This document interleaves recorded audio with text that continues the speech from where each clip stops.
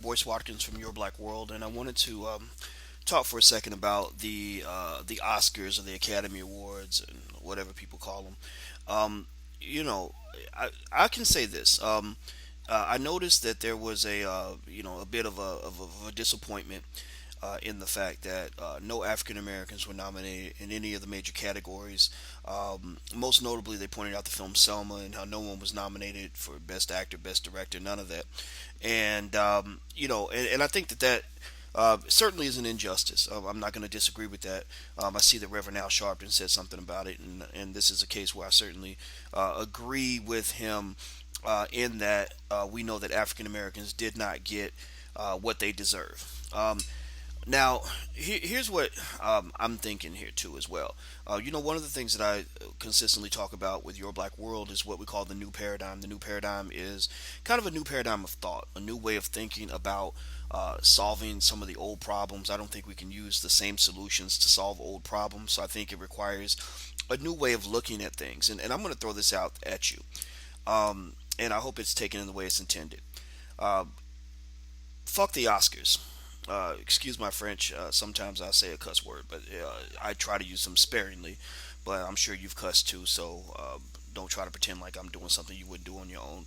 And I say that because the Oscars it's such an interesting thing in that we have been consistently told over the last 60, 70 years, maybe more, that the Oscars are not for us.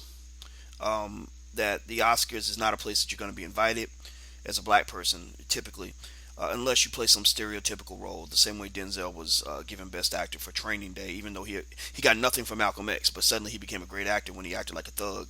Halle Berry, same thing. She suddenly got this Best Actress after doing Monsters Ball, which really sets a precedent that basically says if you fit into the stereotype that we have pre-designed for you, then we will accept you. Then you will be honored for that. We will reward you for that because we control your self-esteem. We decide if you're going to feel good about yourself because we control these little stupid trophies that don't mean anything. And we'll give you a stupid trophy if you behave the way we tell you to behave. If you act like we tell you to act, because you're an actor, you're a behavior. So if you behave and if you act the way we tell you to behave, the way we train you, then we will reward you like we're throwing a little cookie to a dog. Um, I reject that. I think that black actors and actresses being upset about not getting an NAACP award, or excuse me, about not getting an Oscar is like white people getting upset because they didn't get an NAACP Image Award. And if you think about it, think about how ridiculous that would be if white people were marching outside of the NAACP Image Awards, holding up picket signs, and upset because black people won't acknowledge them for their acting talent. Let's say they didn't have the initiative to go and create their own award shows. They don't have the desire to go out and make their own films. They don't want to produce their or build their own production companies. They want to take the lazy route and jump onto whatever we've built, whatever we've created. And they're mad because we won't acknowledge them for their ability. We won't give them their self-esteem. So what's going to happen in that case is that if you imagine this reverse scenario that I'm describing, then we're going to set the rules. We're going to say, okay, we'll acknowledge you, but you got to do what we say. You got to act like us. You got to act the way, either act like us or act the way that we think that people like you are supposed to behave, and then we'll applaud that. Again, like we're clapping for a monkey in a zoo. Um, I think that we're better than that.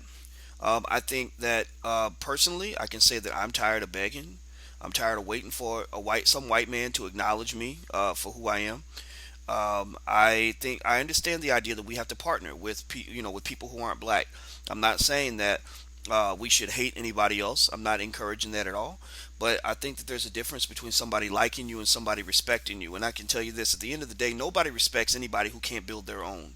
Nobody respects anybody who doesn't own anything, doesn't have their own equity, who's always begging. When you're always showing up begging, then you'll never get respect. So even if people like you, they will only like you under specific conditions in which you conform to the imagery or ideology that they think that people like you need to conform to. So if you want to know my opinion about the Oscars, and I didn't mean to, use the cuss word.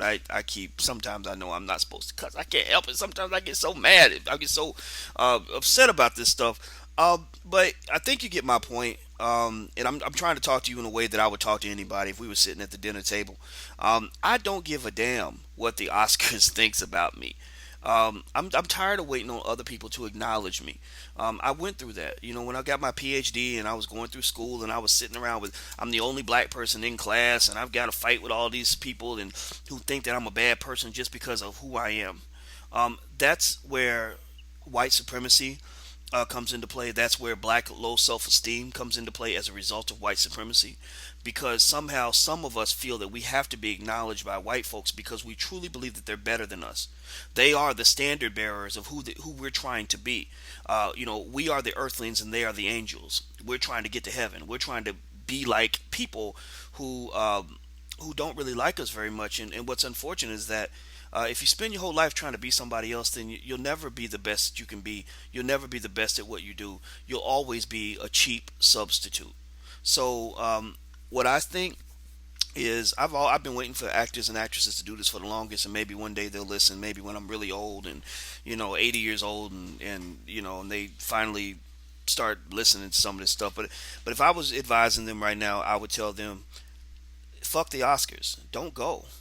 I mean, maybe I guess it can be worth some money for you if you get one. I mean, you see these actors that get these Academy Awards and all this, and it boosts their career. They make a lot of money. They get to be in these big feature films. I mean, God bless them for that. That's nice. I mean, I see an Oscar being worth money, but at what cost? I mean, here you are standing in line holding your food bowl, like a little puppy, or like a little homeless child, waiting for somebody to feed you. Many of these black actors and actresses are incredibly powerful. They're incredibly wealthy. They can build their own enterprises. They can build their own studios. They can distribute their own films. The internet has democratized media. You may not make as much money as you're going to make working for the big companies that have been around for 100 years. But what where is the pride and the dignity in building something that is yours? I mean, why not rebuild that? Why not reclaim that? I can tell you this. I'm a business owner, and for a while I didn't make it. Now I make about twice as much, probably three times as much as I did when I was a professor at Syracuse, and I made a lot of money as a professor. But it wasn't always like that. There were times where my money was real short. My money was real messed up. I was spending more than I was making on a lot of occasions.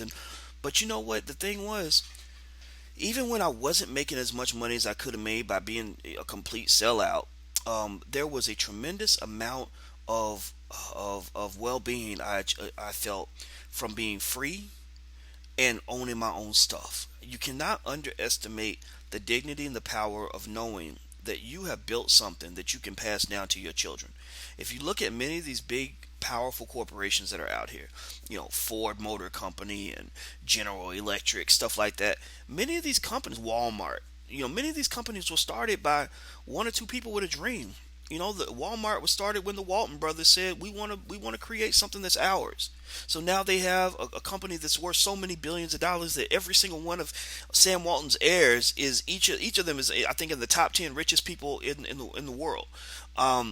If you look at you look at Dodge, that big corporation, the Dodge brothers got together and said, let's build something. You go to in the auto industry as well, Ford Motor Company, Henry Ford had a vision. And so what I encourage you to do is, in this generation, we must have a vision. Have a vision. Live beyond 2015, 2016, whatever. Think about 2115. Think about what your great great grandchildren can have then that you can start building today. Because I can tell you this, they can't inherit the fact that you spent your whole life begging for an award that nobody was ever going to give you in the first place. They can't inherit a job that you had with some corporation that never cared about you at any point in your life. You can't pass that down to them. You can't pass down something that doesn't belong to you. You can't pass down a rented apartment to your descendant. You can only pass down something you own, a house, a building, right? So these jobs that we get that give us income, that make us feel important because we got some big important prestigious position, or we won some stupid award, some dumbass little trophy that somebody decided had value when it actually has no inherent value, all these things mean nothing because they don't belong to you in the first place. It's not yours. If you're an actor, an actress, and you're watching this, if somebody gives you an Oscar, then take it. You can make some money off that Oscar. But at the end of the day, think about where your equity comes in and how you can own something that is yours, that you can give to your children. That is where your pride and dignity come into play. Don't let anybody steal that away from you. And that's all I just want to say. So, I know I apologized earlier for saying fuck the Oscars, but I've already said it, so I need to say it again. Fuck the Oscars. You ain't never gonna see me lining up begging for no Academy Award because it means absolutely nothing. Nothing. That's all I gotta say. I'm Dr. Boyce Watkins from Your Black World. Please take care. God bless. I'm gone. Peace.